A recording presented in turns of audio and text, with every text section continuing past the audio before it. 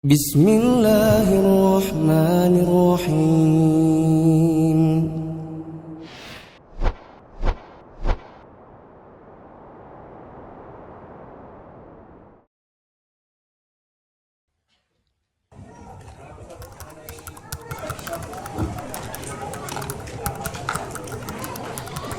Yang dimaksudkan Nabi di sini apakah cuma meluruskan ataukah juga merapatkan?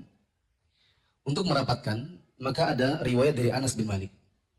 Anas bin Malik mengatakan, di zaman Nabi dahulu, kami meluruskan dan merapatkan tumit-tumit kami.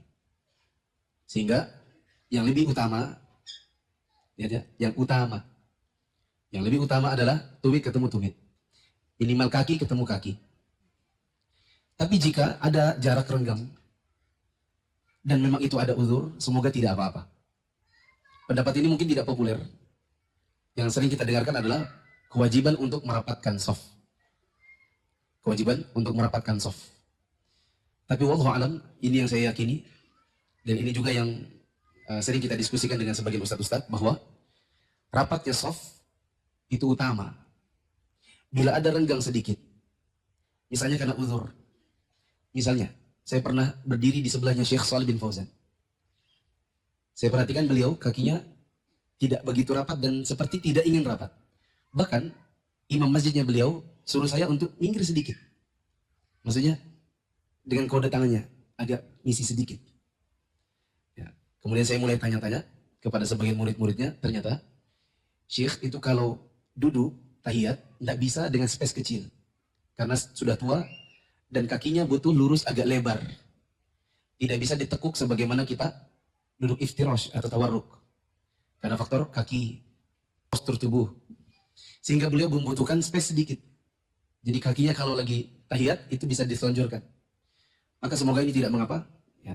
Karena pendapat ini juga lahir karena saya dulu bertanya-tanya kenapa ya. Sebagian ulama kita di Saudi kok ada yang tidak rapat shafnya. Apakah mereka tidak mengetahuinya? Dan itu tidak mungkin. Ataukah tidak meyakininya atau bagaimana?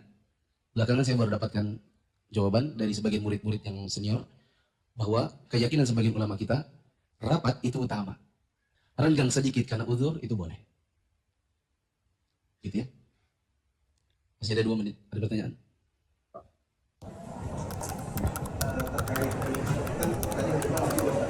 Kalau meluruskan wajib. Merapatkan tidak wajib.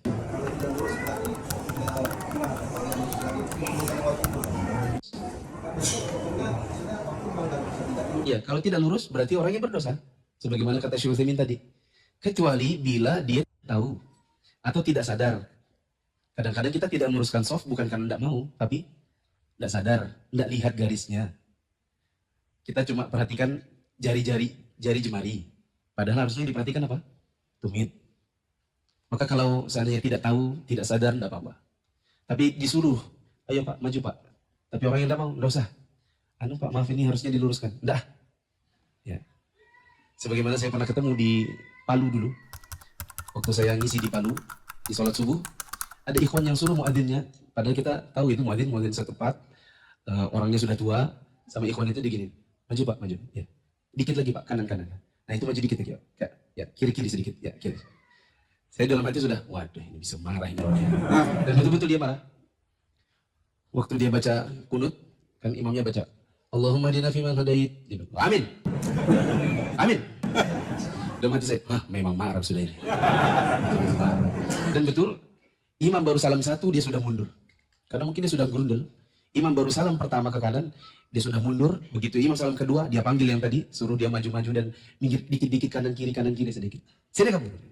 Akhirnya menimbulkan kekacauan di dalam masjid. Karena terlalu kanan kiri, gitu.